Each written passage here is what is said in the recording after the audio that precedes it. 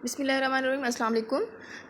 आज हम लोग कल वाले उसको लेक्चर को ही कंटिन्यू कर रहे हैं, जिसमें हम लोग डिस्कस कर रहे थे कि हमारे पास शोबे कौन कौन से हैं। कल जो हम लोगों ने पढ़ा था वो था हमारे पास ज़राअत का शोबा है, सनत का शोबा है, ऑटोमोबाइल का शोबा है, मतलब काफ़ी सारे शोबे जो थे डिस्कस किए थे। लेकिन हमारे पास अब उसी को हम लोग कंटिन्यू कर रहे हैं। तो अब है हमारे पास तालीम का शोबा।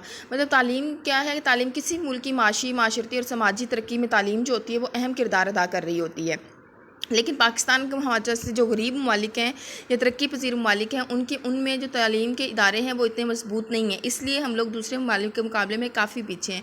मतलब आप यूँ समझ लें कि हर साल जो बजट बनाए जाते हैं उसमें तालीम का इतना तनासुब नहीं रखा जाता।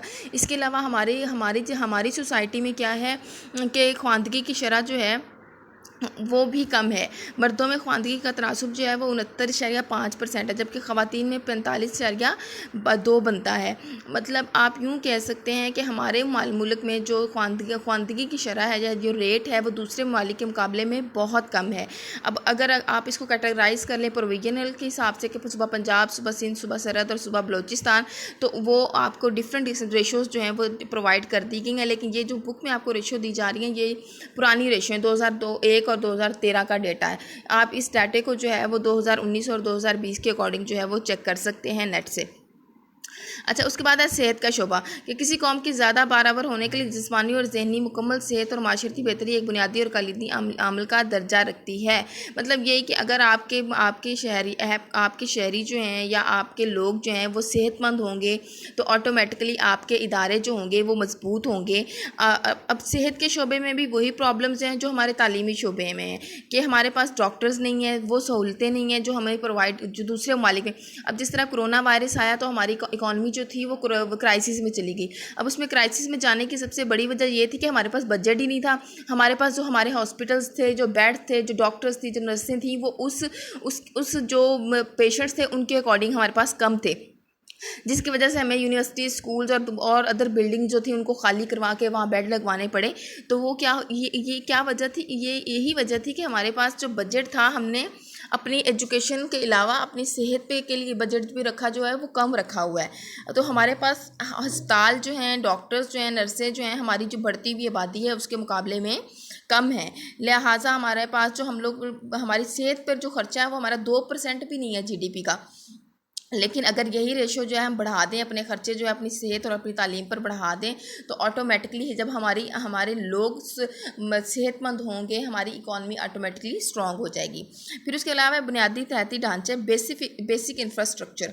अब बेसिक इंफ्रास्ट्रक्चर भी जो है वो अहम रोल प्ले कर रहे होते हैं। अगर ये इंफ्रास्ट्रक्चर हमारा स्ट्रॉन्ग होगा तो उसके ऊपर बनने वाली जो इमारत होगी, उसकी जो किसी चीज़ की बुनियाद मजबूत होगी तो ऑटोमेटिकली जो उसके ऊपर खड़ी कर रहे हैं आप इमारत जो भी कर रहे हैं वो भी क्या हो जाएगी, मजबूत हो जाएगी। अब इन इंफ्रास्ट्रक्चर्स में क्या आ जाते हैं, हमारे पास ज़राए नक़्लो हवामिल आ जाते हैं और उसके अलावा और भी बहुत सारी चीज़ें आ जाती हैं।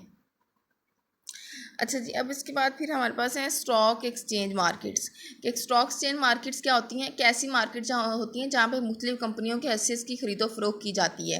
अब पाकिस्तान में डिफरेंट किस्म की एक स्टॉक एक्सचेंज मार्केट है। अब किसी भी मुल्क की खुशहाली का दारोमदार। अच्छा, स्टॉक एक्सचेंज मार्केट को आप सिंपल वर्ड में यूँ डिफ़ाइन कर सकते हैं कि कोई किसी मुल्क की ऐसी मार्केट जहाँ पे पैसों को कन्वर्ट किया जा रहा है। जब आप देखें कोई बंदा जो है वो बाहर के मुल्क से आ रहा है और उसके पास डॉलर है, अब वो डॉलर लेके तो पाकिस्तान में नहीं आएगा ना, पाकिस्तान में डॉलर तो नहीं चलेगा, तो वो क्या करेगा, अपना पैसा जो है वो एक स्टॉक एक्सचेंज मार्केट में ले जाएगा। एक स्टॉक एक्सचेंज मार्केट में क्या होगा, उसका पैसा उसको कन्वर्ट कर दिया जाएगा आपके पाकिस्तानी रुपीस में। मतलब जहाँ पे पैसों की कंपनियों के हिस्से की खरीदो फरोख्त होती है उसे क्या कहते हैं, स्टॉक एक्सचेंज मार्केट कहते हैं। तो अब क्या है, पाकिस्तान में एक स्टॉक एक्सचेंज मार्केट जो है इस टाइम 3 स्टॉक एक्सचेंज मार्केट काम कर रही हैं। Karachi stock exchange, Lahore stock exchange और इस्लामाबाद स्टॉक एक्सचेंज। और इनका बुनियादी मकसद क्या होता है, मुल्क के अंदर ज़र की मिकदार जो है उसको मुनज़्ज़म करना है, बाज़ार ज़र जो है उसको मुस्तहकम करना है, ताकि मुल्क के अंदर अफरात ज़र और तफरीत ज़र जो है इस किस्म की सिचुएशन पैदा ना हो और सरमायादार जो है उनका एतमाद बहाल रहे और सरमायाकारी को फ़रोग़ मिलता रहे। इसी तरह रोज़गार के मौके मिलते रहेंगे तो और बाज़ार हिस्से से शेयर मार्केट्स हैं उनकी कारकर्दगी क्या होती रहेगी, बेहतर होती रहेगी। तो ये था आज का आपका चैप्टर या टॉपिक। ये हमारा 6th चैप्टर जो है वो ख़त्म हो गया। इसके शॉर्ट क्वेश्चन और MCQs आप लोग देख लीजिएगा। तो और इसमें जो छोटी छोटी ये फिगर्स दी हुई है ना, मतलब ये जो डाटा दिया हुआ है कि इतने बिलियन है तो इतने मिलियन है, ये आप जो है ये करंट डाटा जो है उसको याद कीजिएगा, और जो करंट डाटा है ना वो आपको नेट से मिल जाएगा।